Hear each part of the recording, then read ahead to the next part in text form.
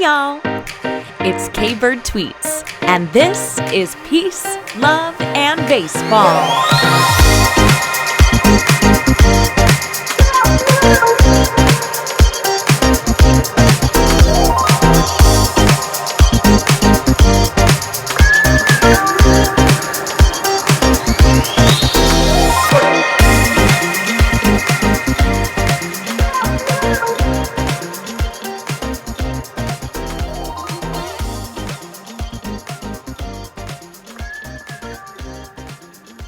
Welcome back to Peace, Love, and Baseball. I am your host, K-Bird Tweets. Thank you for joining me wherever you are at in your day for another episode of Peace, Love, and Baseball. Hey, if you're not following me on Twitter, catch me there at K-Bird Tweets for all the fun baseball content daily, mainly even hourly at this point, because, we're right in the thick of it, and it's the best time to be a baseball fan is this time of year. If you're watching or listening on the K-Bird Tweets YouTube channel, make sure you're subscribed, give it a thumbs up, drop a little comment.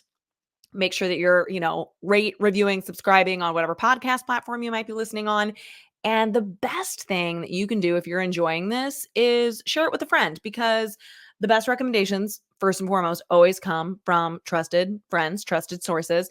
And that is the best way that things organically grow and we spread the good word, is just by sharing it just with one other person. So I appreciate you being here. And if you like it, spread it around, keep it going. Today, we are going to talk all about rules. This is a very serious, a very strict episode about rules. No, not really. But we're going to talk about not just rules in Major League Baseball, because there's been a lot of recent changes in rules in Major League Baseball that have been a big point of conversation, but also like what makes a good rule and a bad rule. We're not talking about laws here. I mean, some things that we'll talk about, I guess, are technically laws, like, not texting while you're driving. But overall, we're talking about rules that are put in place for a specific reason, and what is a good reason and what is a bad reason for a thing to be a rule. Okay. Before we get into that, and then eventually get to the Major League Baseball rule changes, we're actually going to talk about all of the changes that have happened in the last couple of decades since 2008, because prior to 2008, there were actually no rule changes in baseball from 1988 until 2008, which is kind of crazy. So we'll get there, but we're going to talk about bad rules, good rules, kind of set the stage with that. And it's going to lead us straight into what makes a good Major League Baseball rule. Peace, love, and baseball. Here's the thing. Rules are not always straightforward. Sometimes they are more like societal norms or expectations, but they seem like rules or ways that we feel pressured to live by. And I wanted to start out by talking about this because I am an oldest child. I am a rule follower. I am a lover of rules. I think that's one of the reasons that I've had success being a manager and being a traditional leader in the workspace is I like rules. And honestly, if there's a good reason for a rule to be in place, I'm the first person to get behind it. And I feel like I can communicate it clearly to people who have to uphold the rule and people who have to follow the rule of like why it's a good rule, right? But as a rule follower and a people pleaser, some of the hardest but best decisions for me to make were times when I felt like I wasn't following the quote unquote rules set by society, like going to college, specifically for something other than musical theater. Because I did go to college, but my mom was talking about me getting my music ed degree until I was like 25. And that didn't happen. And she finally stopped talking about it once I got a big theater gig. But even like getting married and having kids by a certain age, or choosing not to live in a certain place just because family has always lived there or whatever. You know what I'm talking about. These kind of like natural pressures, societal norms that are put on us. Rules in the form of social construct. They are not always good rules because a lot of times they can cause limiting or stunted ideas and beliefs. And just because they're societal construct or norm doesn't mean that they're right for everybody. So that's just something that I was thinking about as I got into putting this week's episode together. Before we get into the baseball stuffs, let's establish some bad rules and some good rules and see where they kind of differentiate here. So, when I was first thinking of bad rules, I decided to ask my husband because he is different than me and that he would be like not so much of a rule follower. I don't know. We both lived in New York City at the same time, and I always joke that like we didn't meet each other until after the years that we lived in New York City, but I always joke that I probably like passed him like smoking a cigarette with his lip ring and his emo hair in an alleyway in New York City, and he didn't have the lip ring, didn't smoke cigarettes, didn't have the emo hair by the time I met him. But if we had met when we lived in New York City, like he's just, I'm using, that image for you because you're listening, but he is a little more like free flowing, free spirit kind of person than I am. He's a middle child. Okay. Okay. You feel me. But I thought, well, who better to ask about bad rules because he doesn't always like to follow the rules, whereas I'm just like, it makes my heart happy. It usually gives me great comfort to follow the rules. And I asked him, and he could only think of good rules. And he's a teacher, so maybe that's why. But also, I just think because he's been married to me for long enough now that rules comfort him the same way that they do me. So that was interesting. It was easy for me to think of a bad rule though, because we're in the process of moving across the country. We're leaving in just a couple of weeks, and we're using like a storage container, like a pod that we are loading a lot of our stuff in, because then we're going to have me in the car with the animals. We just have one car because we live in the city.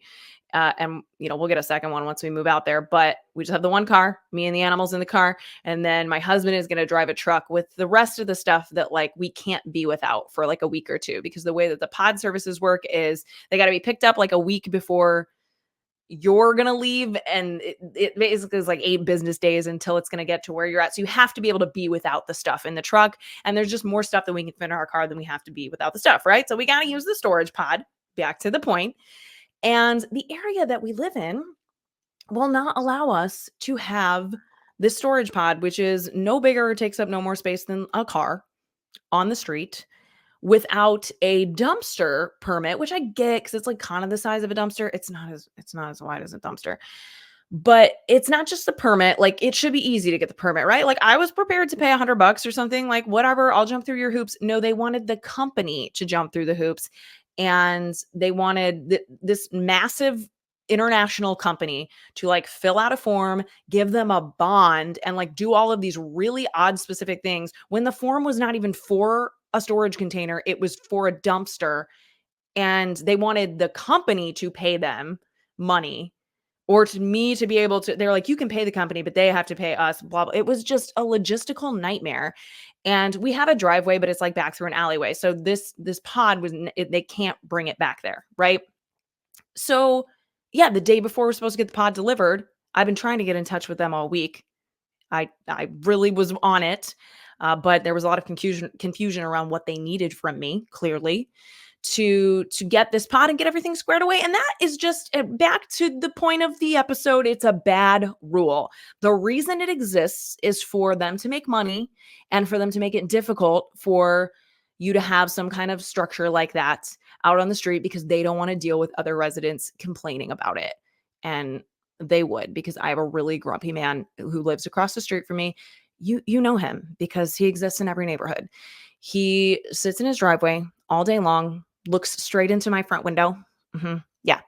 And anytime that there is anything parked out on the street, even if it's just someone's car who doesn't live in the neighborhood, he's mad about it, and we're all going to hear about it. So I know it's because of him that these kinds of rules exist, and because it's an opportunity for the village to make money. And there's just no good reason for it. They could not validate it to me in terms of like safety or anything like that, because that's simply not the reason that it exists. You get where I'm going with this?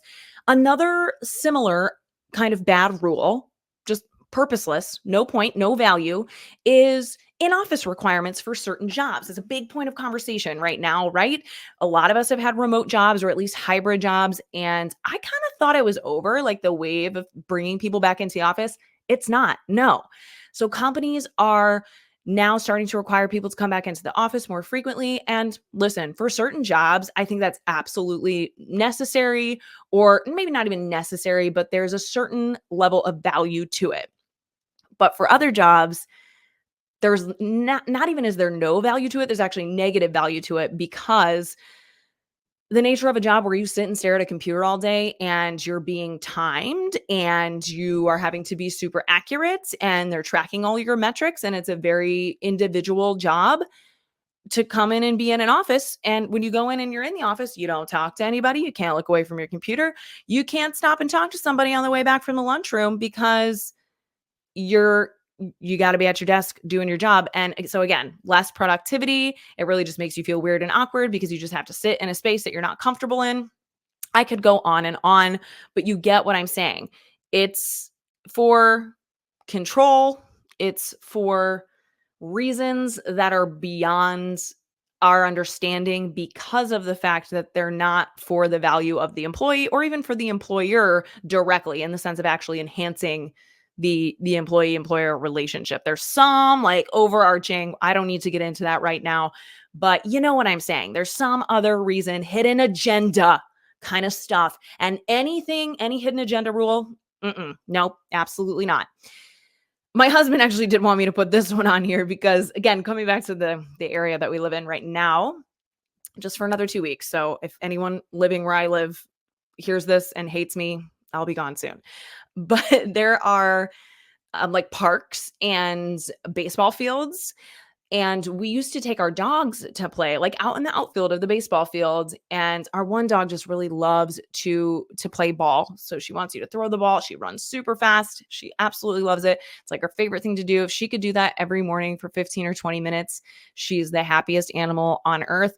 And we have a very small backyard. We all kind of do in this area that we live in because, we're so close to the city of Chicago. It's just the way that it is.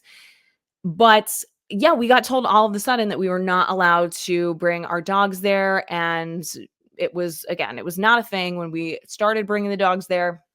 It became a thing. I'm not sure if they had some problems with people. I think they must have, but obviously we're always cleaning up after our dogs. Like, we have very friendly dogs. We're only going to leave them off leash when they're the only people there. Like, again, these would be the kinds of rules that you could establish, but just simply not allowing for it. And I'm sure you can think of other things that are along the same lines. Like, instead of setting logical rules for, safety and happiness and just creating more of a harmonic environment, they're just going to be like, well, it's just easier for us if nobody comes here, because even though it benefits the community, it doesn't directly benefit us. It just benefits us not to have to deal with this. So I'm going to throw that in there with a bad rule, because June hasn't gotten to play ball in a big field in way too long. We're coming, New Jersey. We got a huge backyard in New Jersey. So it's going to be okay. Don't worry. Another thing is I'm in the moving headspace, right? Times where I have moved in and out of apartments. The last time that we moved, well, I guess it was a couple times ago, we moved out of a high-rise apartment building that I was in just north of Wrigley Field. And we were moving into like a 6-flat apartment that was like not even half a mile away. But I lived on the 28th floor, and they charged us like $500 or something. I swear it was $500 to use the elevator, to like use the freight elevator to move out. They had a move out fee. And I know it's because there wasn't a lot of people that rented in that building. I was renting directly from the owner. Wasn't a lot of people that rented in the building, and it was just a way for them to make money off of renters. But again, any way that's just a way for people to make money, I'm not cool with. I'm totally fine with you having to reserve the freight elevator and having to do it in a certain window of time and have that approved ahead of time. Absolutely fine. Totally respect it. Makes sense to keep things amicable and feasible and usable for everybody who needs to use it. But the fees, no. Bad rule. Let's give some examples of good rules, because obviously I'm a big advocate of rules in general. These are ones that are like laws, I guess, like wearing your seatbelt is now a law. Very, very good rule. Just driving rules of the road, if you will. good rules because they keep us safe. I can't think of one rule of the road that I do not fully support because I see the reason for every single one of them. If you can think of one, let me know. I'm sure in some areas there are silly ones, but I'm someone who like gets mad when people don't follow even the rules of the road. Like you should turn into the lane of traffic that's closest to you. I get mad about that when people don't do it. And in Chicago, people don't do a lot of things that are following the rules of the road. And it makes me mad every time. So let me know if you can think of a rule of the road that's like petty, but I don't think there is one. There's definitely not a lot. Another random rule that I thought of is no cell phones in spas. I don't go to a spa a lot, but I did manage a spa for a while and I got to go to like the Roman baths in when I was in Bath in the UK last summer and we had to put our phones in these little waterproof cases and leave them in our they like were closed, locked until we left. So we got to keep them with us, but they were in these bags that were locked. And it just absolutely allows everybody else to be at ease and you to be at ease in a way that you wouldn't be otherwise. So great rule there. Totally respect it. Good on ya. If you work at a spa or if you're overseeing a business like that, that's putting those rules in place. Another one that a lot of people don't respect that I think is a great rule because of my background is no pictures or videos at live theatrical performances. This protects the rights of live theater and it protects people coming and paying to see live theater.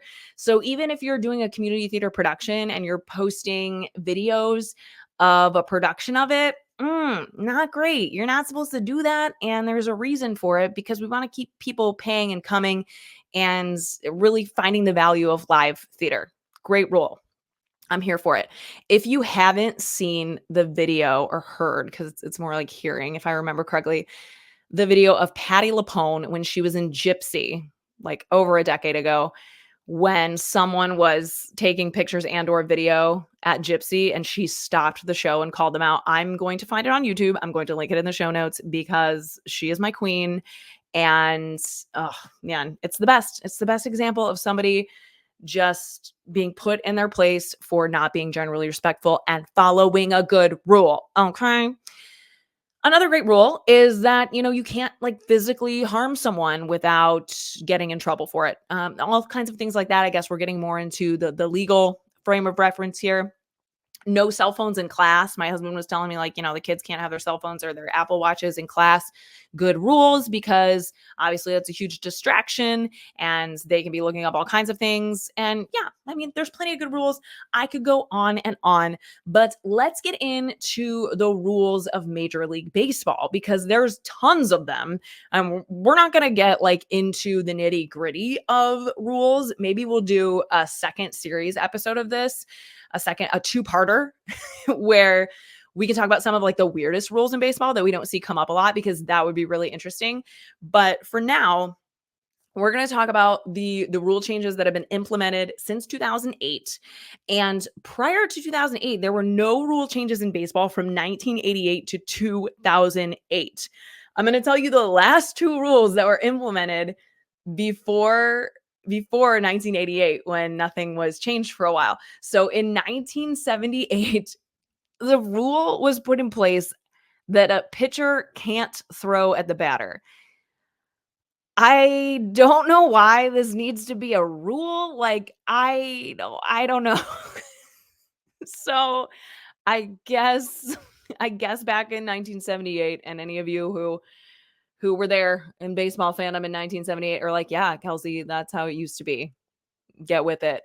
But yeah, as of 1978, we put that rule into place. I think that's a good one.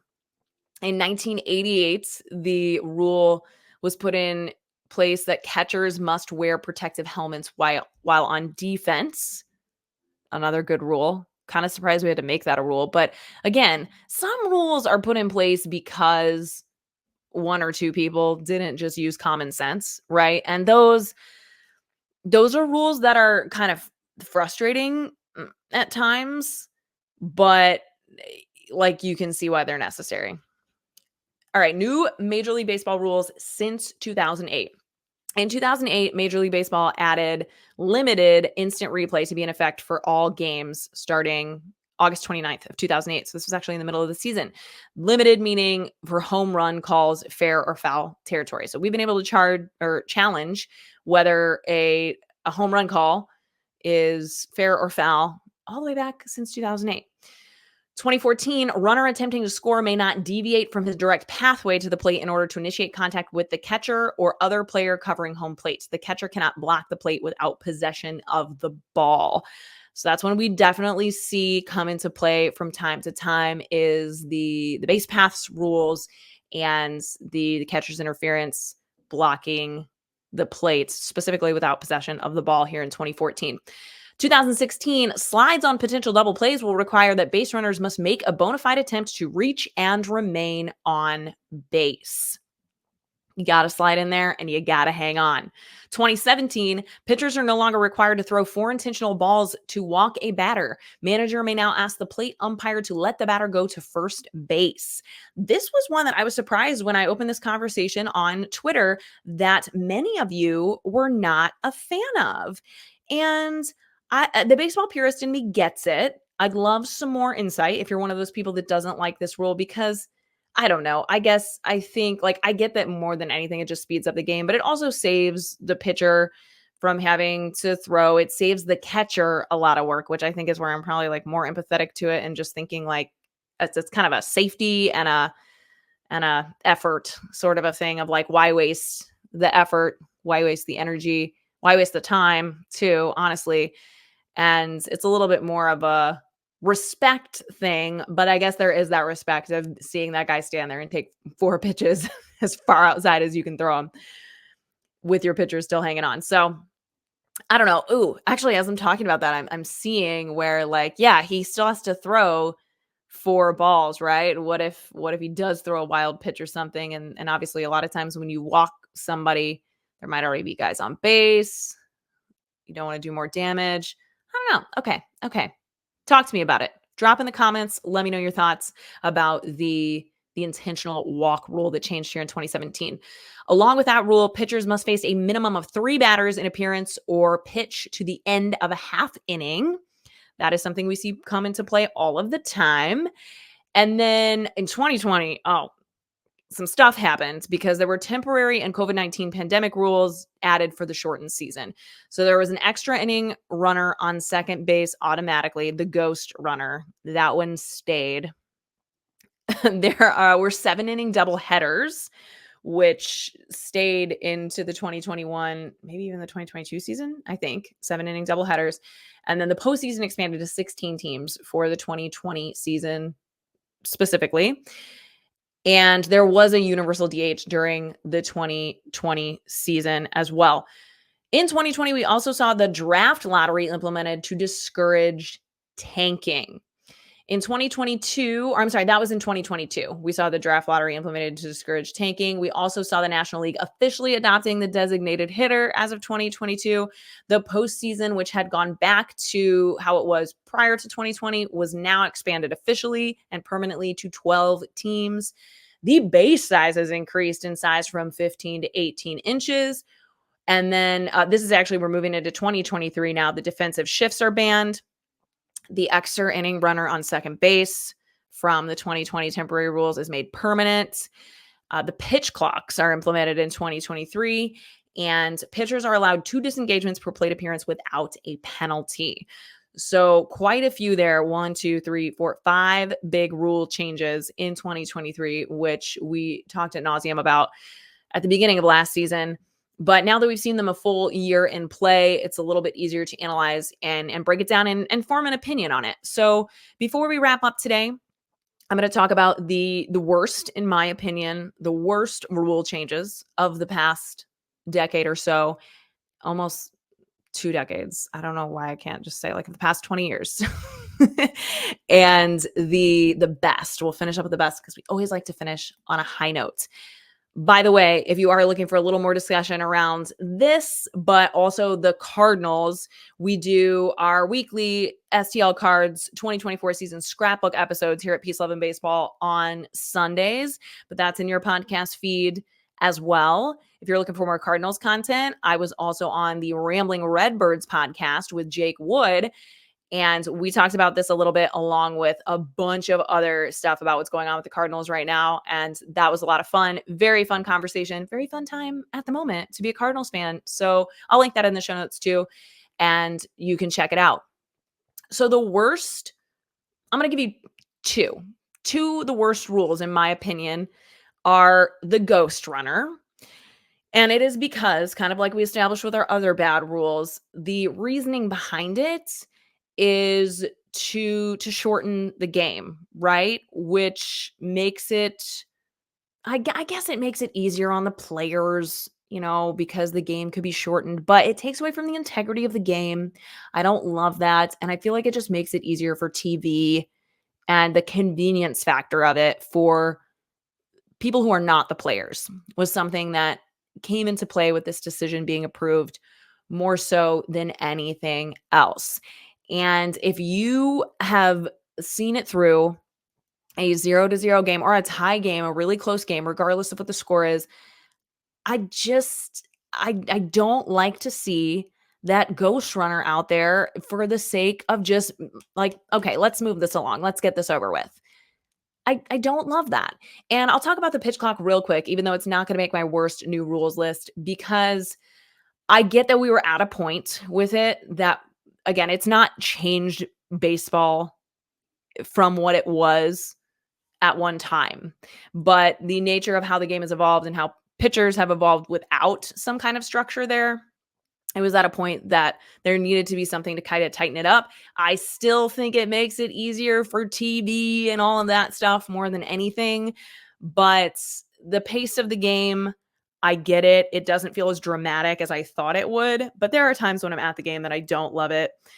And, sometimes depending on where you're coming from, you do a lot to get yourself to the game. If you're bringing, kids or even just meeting up with family and friends there, it can feel like you barely get there and get your food and get to enjoying yourself, and the game might be over because it just does move. It has the potential to move at quite the clip with the pitch clock. Anyway, it didn't make my worst list because, like I said, I see the reasoning for it, and it doesn't feel that wrong to me. But the Ghost Runner, I just think it takes away from the integrity of the game enough that I cannot get behind it. And a lot of you agreed that this was your least favorite rule change. The other one that I don't love, and this is specifically after talking to Jake on Rambling Redbirds, that I hadn't really thought about, I kind of forgot about it, to be honest, is the 3-batter minimum, because it really changes. So here's what it is. A relief pitcher that's brought in, or I guess even the starter, if they were in really bad shape, they have to face 3 batters in the game. So if you bring in a reliever at the beginning of an inning, they have to face 3 batters before you could take them out. If you bring them in and there's 2 outs and they get the final outs, that means they pitch through the end of the half inning, so they don't have to come back out. So there's still that, which is good. It doesn't carry over inning to inning. So I guess that's kind of like a nice compromise with it. But I think it takes away from the kind of nuance and the opportunity to have these specialized relievers. And it takes away from the value of the reliever, and it obviously takes away from the strategy of the matchup game that I have always found really interesting. And pitchers have always been some of my favorite players, so I don't love that it takes away from that.